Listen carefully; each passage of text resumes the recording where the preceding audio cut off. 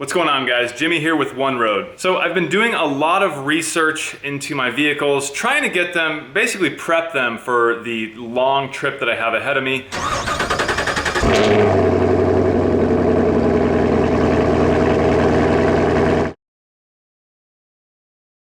Both vehicles, both of these Suburbans that you see behind me, I have a 95 back there and an 03 right here. Both of them are going to be towing a 6x12 U-Haul trailer 1,100 miles because I'm moving. I'm moving out from Spokane area, Washington to Los Angeles, essentially. So I'm trying to make sure that these things are good to go. I just changed all the oils, all the brakes, all the way around, new rotors, pads, everything on all four corners for both vehicles.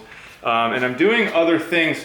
But one of the things that I just noticed, when looking here in my 03, I see my charge cable coming off of the back of the alternator. Well, look how skinny and dinky that charge cable is, man. I don't know how that thing even works. So, you know, it goes down to this box, and in this box there's just basically a bridge that goes to this. But I just don't understand why this is so small. So what I thought was to upgrade it with this. This is 2-gauge welding wire, and you can see I've already put a terminal end link on there, and I still have to do this side, but this is 2-gauge, and this stuff is really, really nice. Now, if you look at the difference in thickness there, I mean, that's like night and day. Huge difference. If you look at my 95 here, you can see I do have a upgraded 140 amp alternator, but I also upgraded my charge wire, which goes over to the battery over there. This is the same 2-gauge welding wire. Hopefully you can see it back here. There's another ground wire going to the back casing of the alternator because that's how alternators are grounded to the case. So I know that alternators are also grounded to the motor, in which it still is, but I also added a 2-gauge wire in between that goes directly over to the negative side of the battery. I did that because in that 95 I'm running Flexolite dual electric 15-inch fans. It's their monster fan system.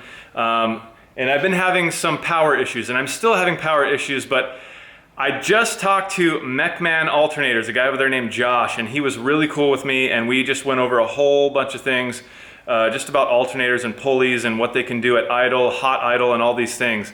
But we were talking about a possible upgrade of the alternator for this 95 to a 250 amp, which would totally satisfy the needs of this truck and then some. So that is in the works, but right now I just thought this would be a quick and easy upgrade for that charge wire on my 03 Suburban. I already crimped this thing, but I figured why not add a little bit of solder in there.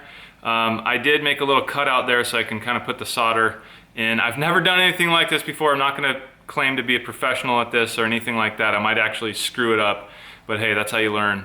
So I'm gonna go ahead and use this propane torch. I just hope I don't burn the living heck out of this thing.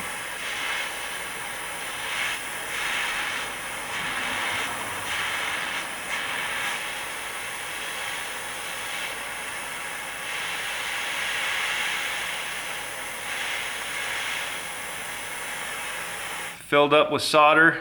Hopefully I didn't screw it up. I don't think I did. All right, guys, I have my other side loaded up, ready to go. I'm just gonna hold it just to keep it steady. Hopefully I won't smash my hand. Actually, I'm gonna get out of the way so you guys can see that. Okay, so here we go.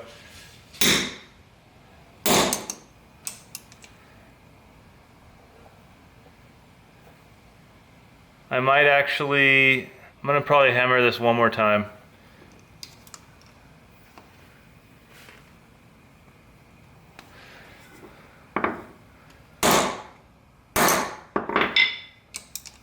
These things are pretty rad. If you guys don't know what this is it's called a hammer crimper. And they're not expensive, but they are very handy. I'll put a link down in the description below this video for this. Hopefully I can find the same one, if not one like it.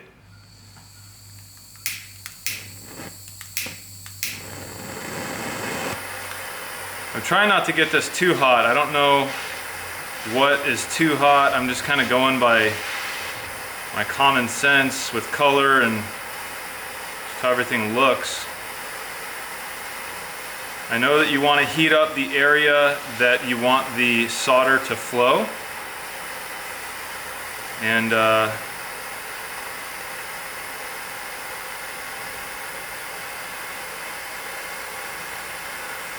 it's flowing.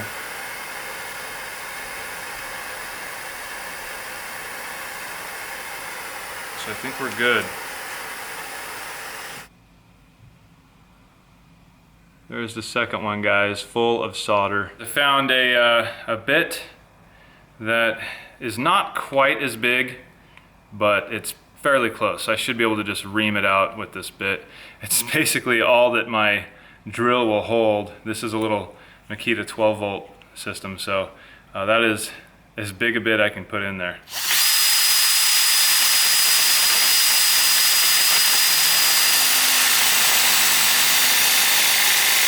All right, so we're done. You can see this is my new 2-gauge welding wire going from the back of the alternator charge port all the way down to this panel down here. And what I actually did was removed the factory cable.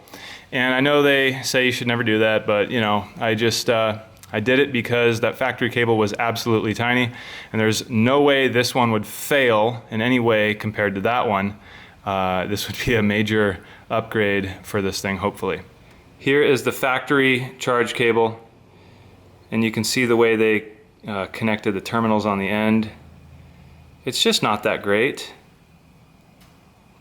This is a fusible link, so there is a little bit of risk there, but I think we're gonna be just fine. Okay, so other than swapping out this cable, I mean, it looks factory the way it should have come from the factory.